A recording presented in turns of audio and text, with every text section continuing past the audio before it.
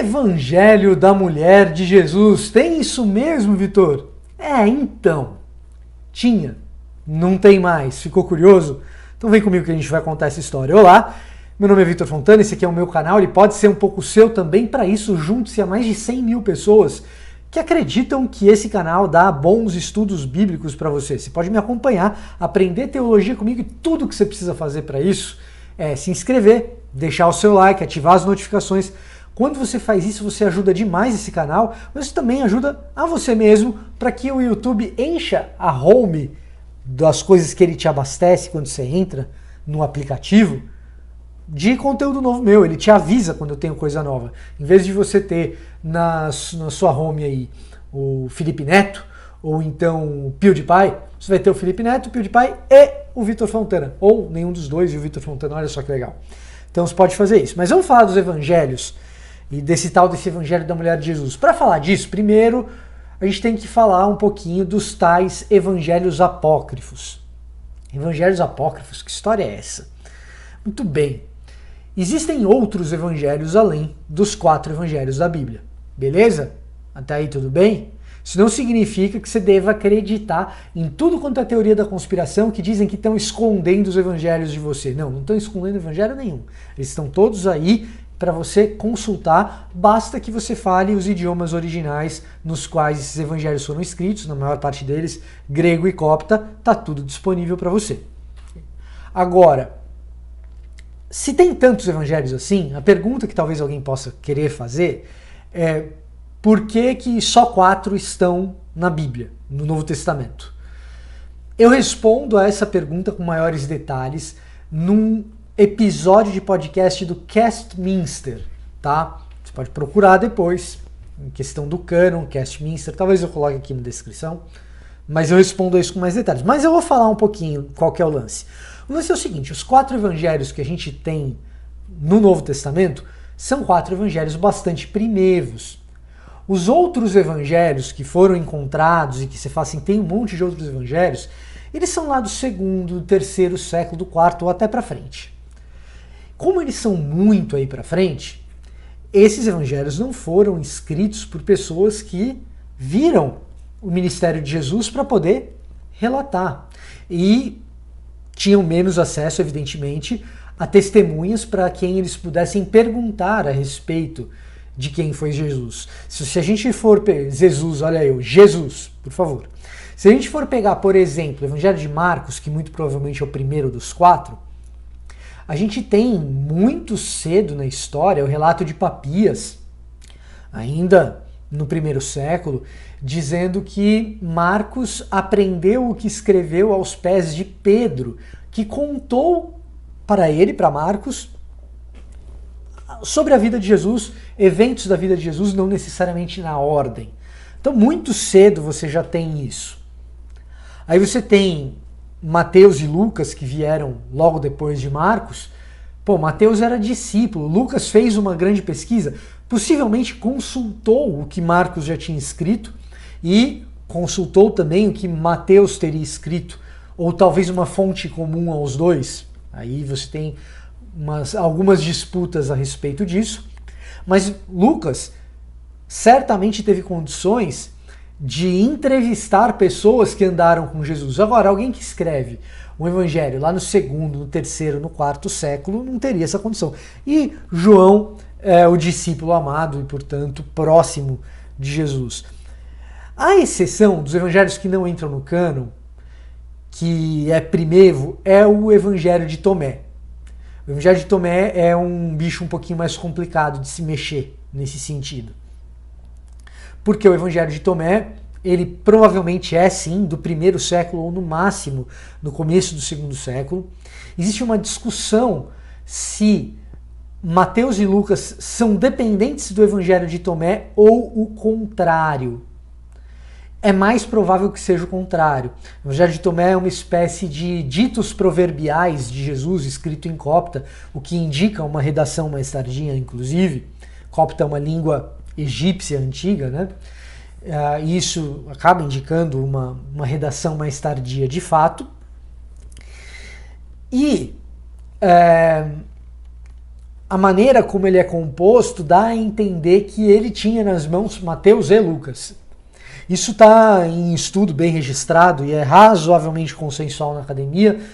Se quiser, 2 caras que estudaram isso bastante, Mark Goodacre, professor em Duke, e Simon Gathercole, professor em Cambridge.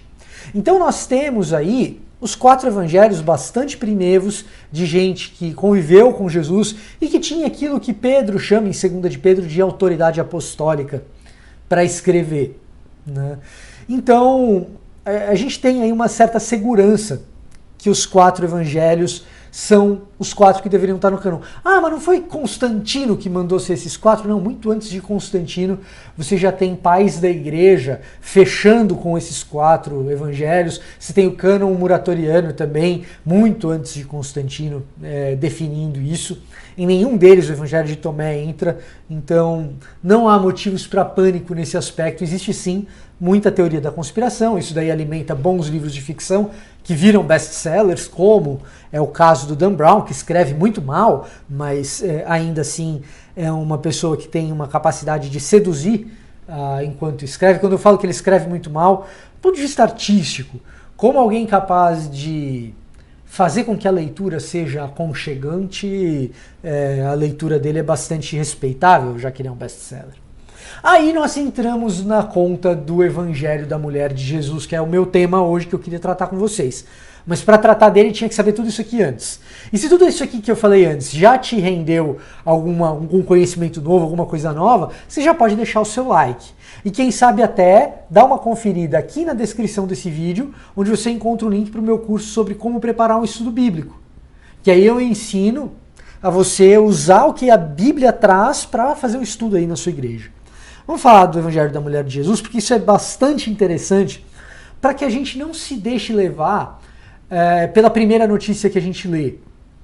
O Evangelho da Mulher de Jesus ele foi descoberto no comecinho da década que acabou de passar, que transcorreu. Tem gente que debate que 2020 ainda faz parte da segunda década, mas tem gente que já acha que a gente está numa década nova. Enfim, lá por 2012, por aí, uma doutora da Universidade de Harvard apresentou o tal do Evangelho da Mulher de Jesus, que teria sido adquirido de um colecionador de documentos antigos desse tipo.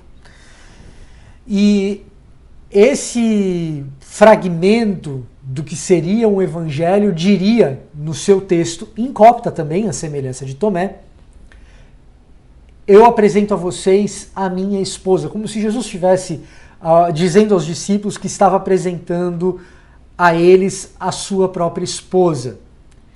E a Karen King apresenta esse documento como um novo documento antigo, importante, que poderia trazer conhecimentos novos a respeito do desenvolvimento da igreja. Não a respeito de Jesus, mas do desenvolvimento posterior da igreja. Por quê? Porque esse também seria um documento tardio, então para a gente estudar Jesus histórico não servia muito, mas para entender movimentos cristãos primeiros, isso seria aí muito importante. Qual que era a tese da doutora King? E aliás o trabalho de uma vida inteira dela gira em torno de mostrar que existia muito cedo na tradição cristã um apreço alto pela figura da mulher, mulheres em posições de liderança, e havendo um documento bastante primeiro que mostrasse que Jesus tinha uma esposa, poderia parecer indicar que existe ali um grupo de cristãos que escreveu um evangelho que valoriza essa figura feminina da esposa de Jesus, como os outros evangelhos não valorizaram. A tese da doutora King ia mais ou menos nesse sentido. Mas o barco naufragou, e o que eu quero contar é o naufrágio desse barco. Como que esse barco naufraga? Em primeiro lugar, esse documento começa a ser questionado a respeito das datações. Inicialmente, a doutora Karen King apresenta esse documento como um documento do 2º século. Mas os testes com datação de carbono 14, principalmente das tintas e do material, papiro, que tem esses fragmentos de texto, acaba apontando para o século VII depois de Cristo. e, portanto, já não servia tão bem a tese original dela. Depois disso, algumas pessoas, como Francis Watson, na Universidade de Durham, começam a questionar o tipo de copta que está escrito ali naquele documento. Tem alguns erros gramaticais um tanto bobos, um tanto infantis. Como que alguém escreveria um copta ruim assim? E então começa a se suspeitar desse documento, de que esse documento talvez fosse uma fraude. Mas, como que o documento seria uma fraude se as datações de carbono 14 estão apontando para um documento tão antigo, do século VII? É aí que entra na história um repórter chamado Ariel Sabar, que foi enviado pela revista The Atlantic para cobrir justamente essa revelação da Karen King. Na verdade, era um evento em Roma, no qual ela... convenção de acadêmicos, que só tem nerd, e ela apresenta os documentos para outros estudiosos da área. A revista The Atlantic mandou um repórter especializado em religião, o Ariel Sabar, que vai cobrir essa história e percebe essas inconsistências, e ele fala, deixa eu aplicar aqui jornalismo investigativo para descobrir algo que os acadêmicos não estão se perguntando a respeito desses manuscritos. Porque o que acontece é que a academia estava estudando os manuscritos em si mesmos e olhando para as inconsistências que existiam ali, a respeito da datação, a datação do material e, mais especificamente, da gramática do conteúdo mesmo daquele manuscrito. O Ariel Sabar vai fazer um percurso diferente. Ele vai perguntar, quem vendeu esse manuscrito para você, doutora King? E a partir de algumas informações muito esparsas, a gente chega numa história hollywoodiana de uma fraude pensada por um charlatão de primeiríssima linha que já havia enganado gente no setor automobilístico, fugiu da Alemanha Oriental para a Alemanha Ocidental, na época do regime socialista, né? Antes da queda do Muro de Berlim, fugiu a nado. Uma história hollywoodiana que vale a pena ler. Vale a pena ler. Tem uma reportagem imensa no The Atlantic. E agora, nesse ano, o Ariel Sabar está lançando um livro só sobre isso. Vou tentar entrevistar o Ariel Sabar para a gente conversar sobre isso. E então, esse repórter descobre que essa pessoa que vendeu por meio de um laranja esse manuscrito para essa estudiosa de Harvard, esse cara, que é um bandido e um forjador, forjou esse documento pensando na doutora King. Perfilou a doutora King e os interesses dela e forjou um documento antigo para que ela, vendo aquele conteúdo, se sentisse tentada. E a tentação de ver um documento antigo que confirmava o trabalho de uma vida dela foi muito grande, a ponto dela ignorar essas inconsistências e apresentar publicamente aquilo que se tornou uma espécie de ponto final numa carreira acadêmica respeitável de professora de Harvard. E professora de Harvard com méritos, a doutora Karen King. Portanto, eu estou contando essa história, primeiro para a gente perceber que quando você liga